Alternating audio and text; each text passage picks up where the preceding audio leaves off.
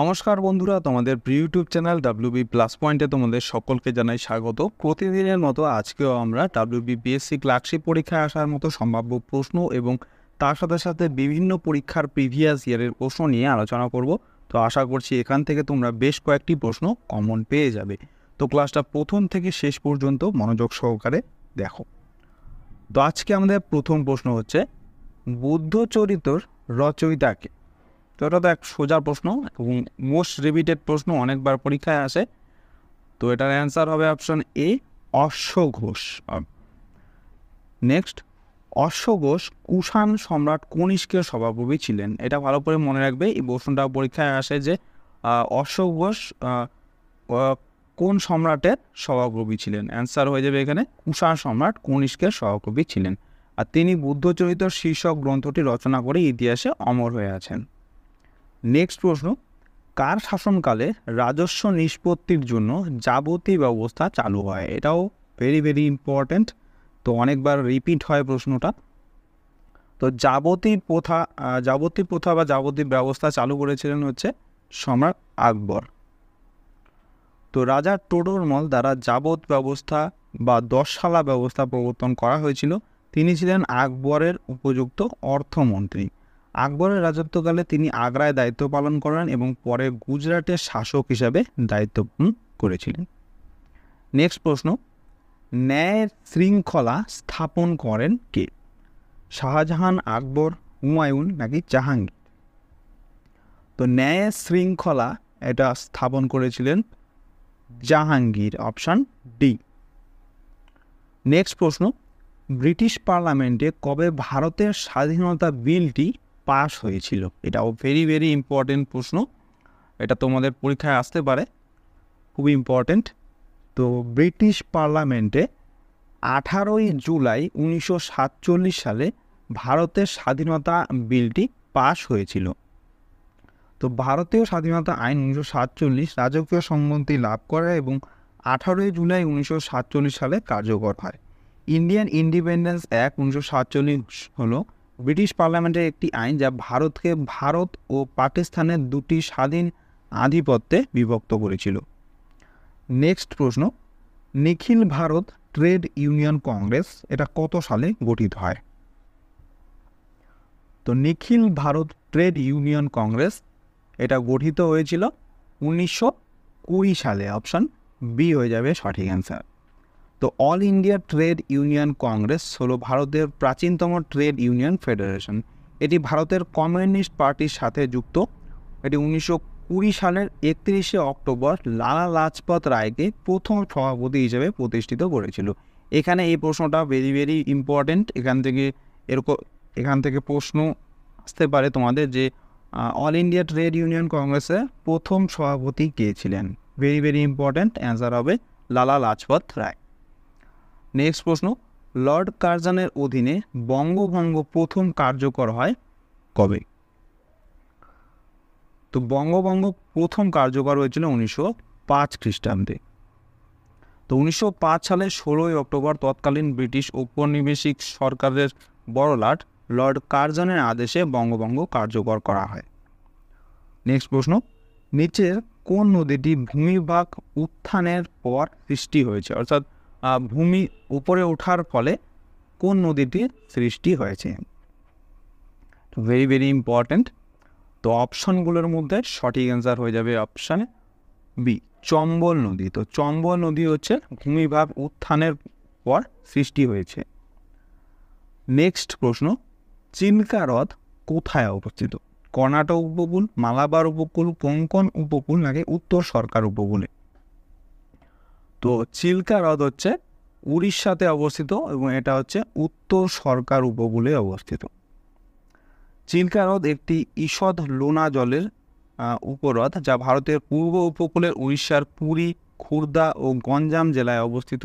এটি ভারতের তথা এশিয়ার বৃহত্তম উপকূলীয় লেগুন বা উপহ্রদ এবং নিউ ক্যালিডোনিয়ান লেগুনের পরে বিশ্বের দ্বিতীয় বৃহত্তম উপকূলীয় লেগুন। এটা ভেরি ভেরি ইম্পর্ট্যান্ট, ভালো করে মনে রাখবে। নেক্সট প্রশ্ন, ধোঁয়াধার, এটা এখানে পটুলিটা দেওয়া হয়নি। তো ধোঁয়াধার জলপ্রপাতটি কোথায় অবস্থিত?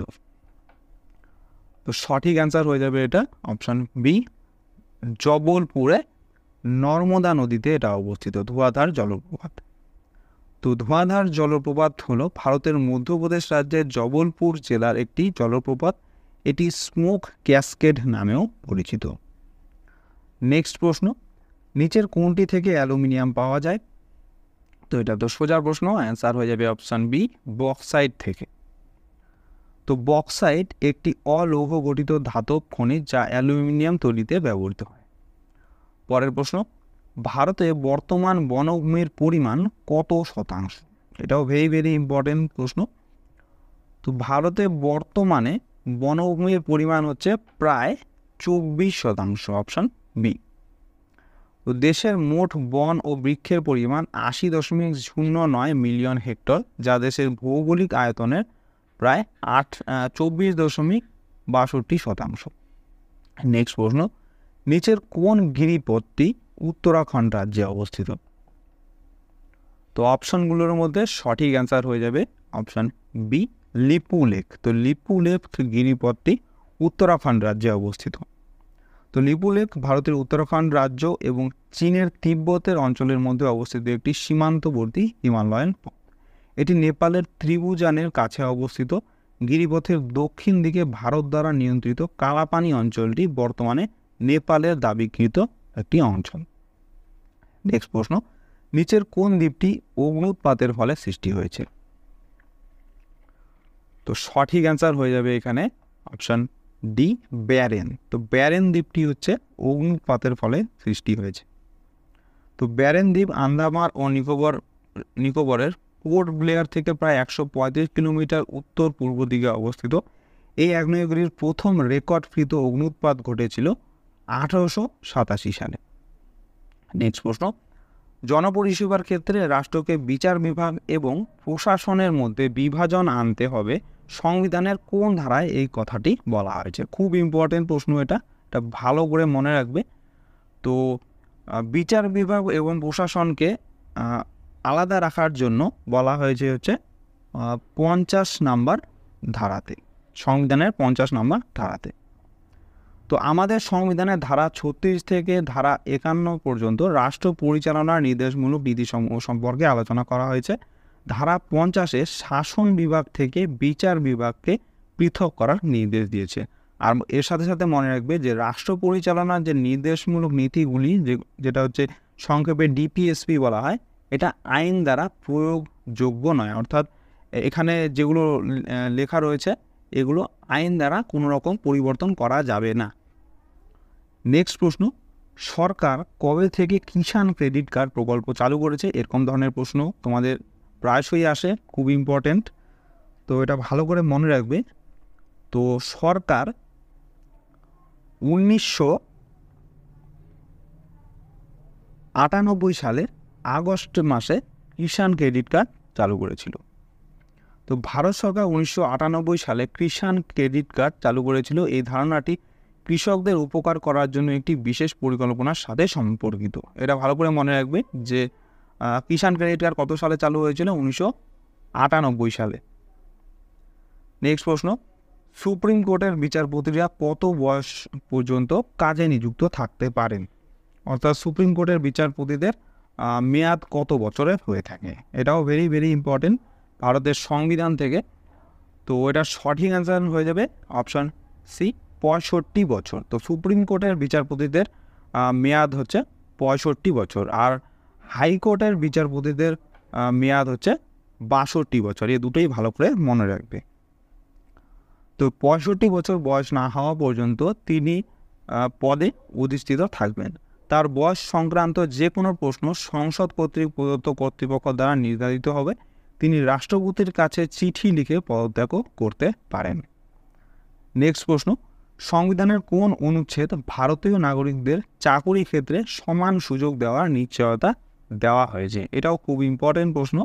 সংবিধানে যতগুলি প্রশ্ন এখানে আসবে খুবই ইম্পর্টেন্ট, এগুলো খুব আসে পরীক্ষায়, মোস্ট রিপিটেড প্রশ্ন। তো মনে রাখবে সংবিধানের অনুচ্ছেদ নাম্বার 16-তে দেওয়া হয়েছে যে ভারতের নাগরিকদের চাকুরি ক্ষেত্রে সমান সুযোগ দেওয়া হবে। নেক্সট প্রশ্ন, ভারতের প্রথম পঞ্চবার্ষিকী পরিকল্পনা শুরু হয় কবে? এটাও ভেরি ভেরি ইম্পর্ট্যান্ট। এরকম রিলেটেড প্রশ্ন তোমাদের কালকের যে ক্লাস হয়েছিল সেখানেও করানো হয়েছিল। তো ভারতের প্রথম পঞ্চবার্ষিকী পরিকল্পনা শুরু হয়েছিল হচ্ছে এপ্রিলের 1991 সালে। অপশন ডি হয়ে যাবে সঠিক অ্যান্সার। আর তোমাদের জন্য আজকের হোমওয়ার্ক, তোমরা বলবে যে ভারতের প্রথম পঞ্চবার্ষিকী পরিকল্পনা কোন মডেলের ওপর ভিত্তি করে তৈরি হয়েছিল। এটা তোমাদের কালকেই ক্লাসে করানো হয়েছিল। তোমরা যারা যারা কালকের ক্লাসটা অ্যাটেন্ড করেছিলে তারা অবশ্যই এই প্রশ্নটার অ্যান্সার দিতে পারবে। তো এটা কমেন্টে জানাবে যে ভারতের প্রথম পঞ্চবার্ষিকী পরিকল্পনা কোন মডেলের উপর ভিত্তি করে তৈরি হয়েছিল, এটা কমেন্টে জানাবে। তো ভারতের প্রথম পঞ্চবার্ষিকী পরিকল্পনা 1951 সালে তৎকালীন প্রধানমন্ত্রী জওহরলাল নেহরু চালু করেছিলেন। এই প্রকল্পটি কৃষির উপর দৃষ্টি নিবদ্ধ করেছিল। এই পয়েন্টটা ভালো করে মনে রাখবে যে ভারতের প্রথম পঞ্চবার্ষিকী পরিকল্পনাতে কৃষির উপর বেশি দৃষ্টি দেওয়া হয়েছিল এবং এর মূল উদ্দেশ্য ছিল দেশের মানুষের জীবনযাত্রার মান উন্নত করা।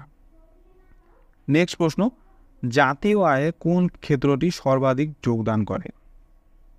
রেল, খনি, কৃষি, শিল্প। তো ভারতের জাতীয় আয়ে কৃষি ক্ষেত্রটি সর্বাধিক যোগদান করে। তো কৃষি ক্ষেত্র ভারতের অর্থনৈতিক সর্বাধিক গুরুত্বপূর্ণ ক্ষেত্র।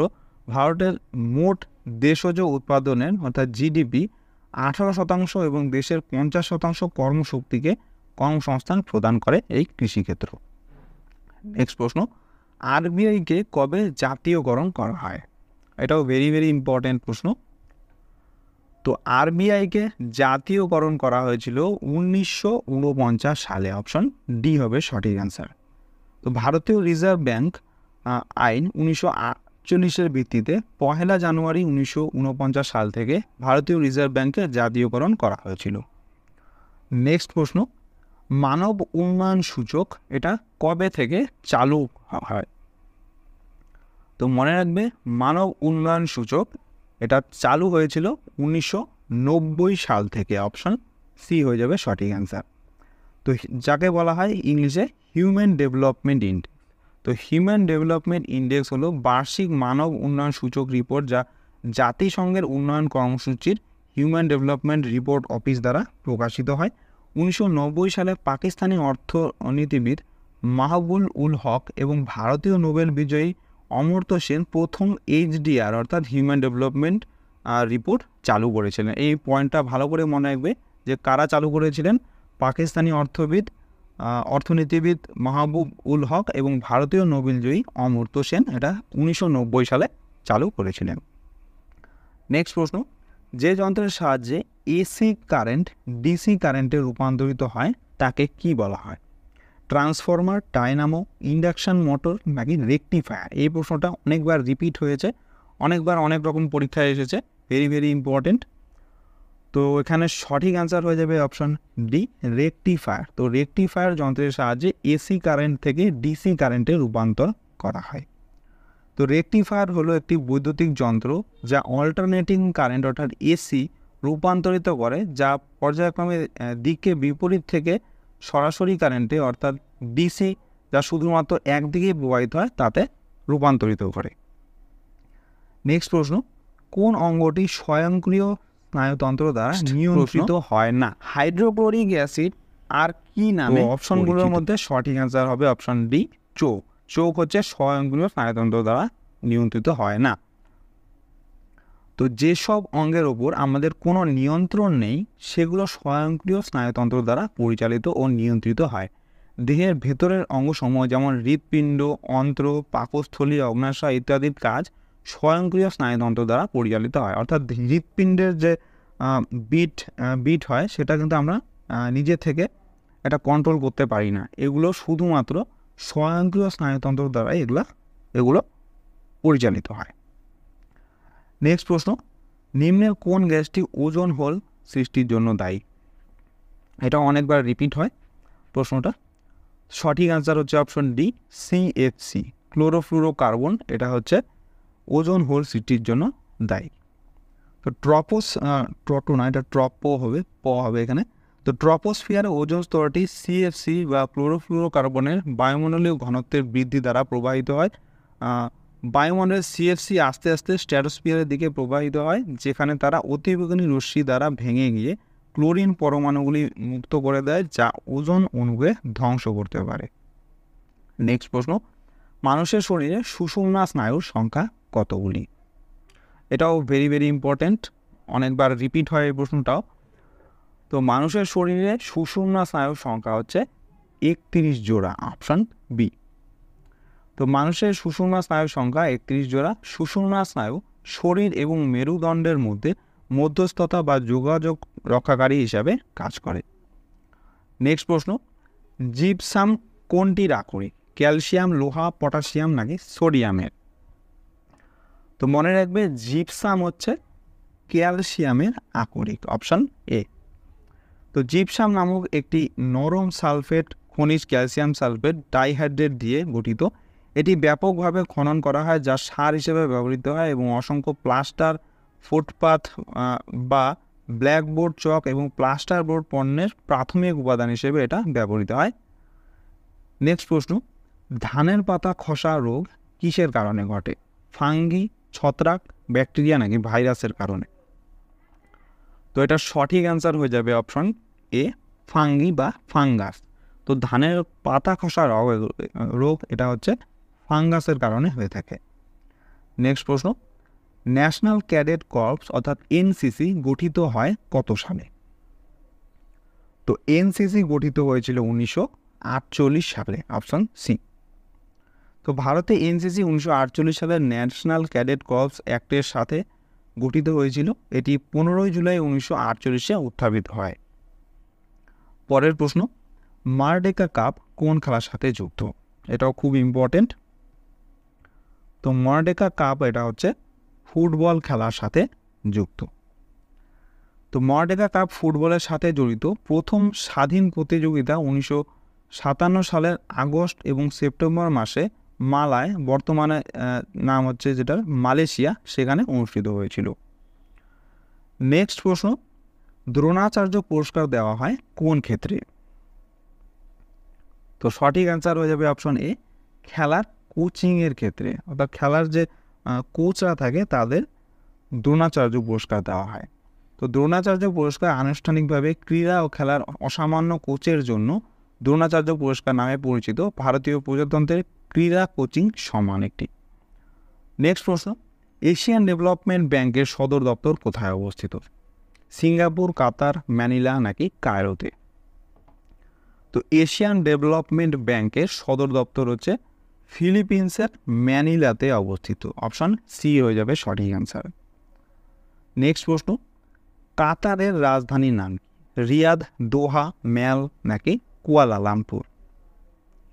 তো কাতারের রাজধানীর নাম হচ্ছে দোহা, অপশন বি। তো দোহা হচ্ছে মধ্যপ্রাচ্যের অন্যতম ধনী দেশ কাতারের রাজধানী, এটি কাতারের সবথেকে জনবহুল শহর।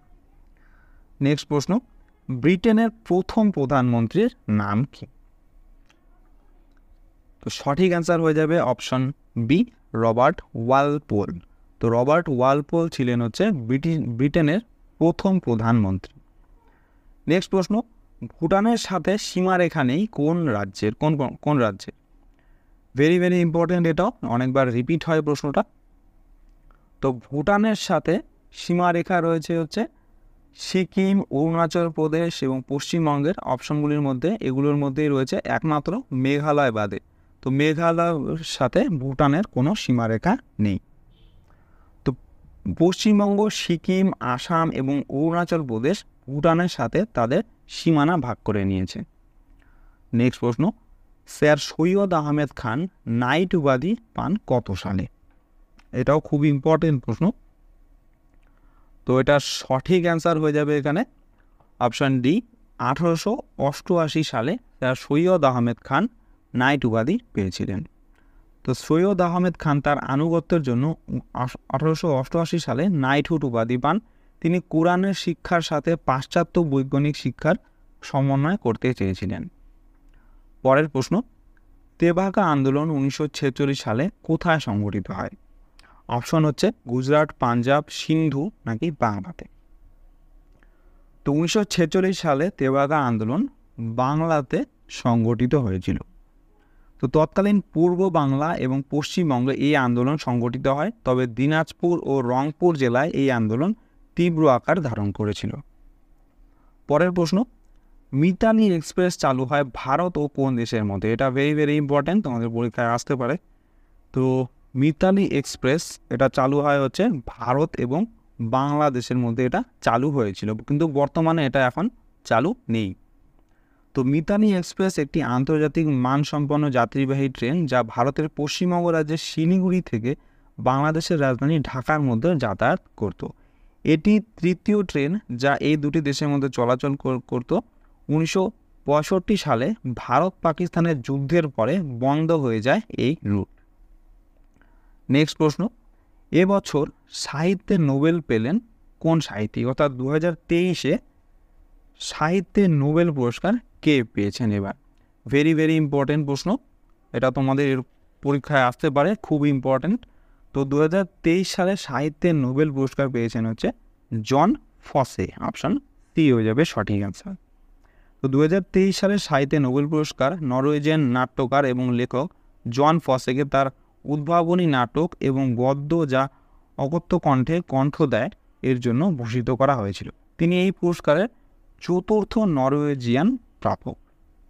পরের প্রশ্ন, বায়ুমণ্ডলের কোন স্তরে উল্কা পুড়ে ছাই হয়ে যায়? এই প্রশ্নটা অনেকবার রিপিট হয়, খুব ইম্পর্টেন্ট। তো সঠিক অ্যান্সার হবে এখানে অপশান সি, মেসোস্ফিয়ারে। তো মেসোস্ফিয়ার স্তরে হচ্ছে উল্কা পুড়ে ছাই হয়ে যায়। তো স্ট্র্যাটোস্ফিয়ারের উপরে রয়েছে মেসোস্ফিয়ার। এটি আমাদের গ্রহের উপরে প্রায় 85 কিলোমিটার উচ্চতা পর্যন্ত ঊর্ধ্বমুখী প্রসারিত হয়। বেশিরভাগ উল্কাই এই মেসোস্ফিয়ারে পুড়ে ছাই হয়ে যায়।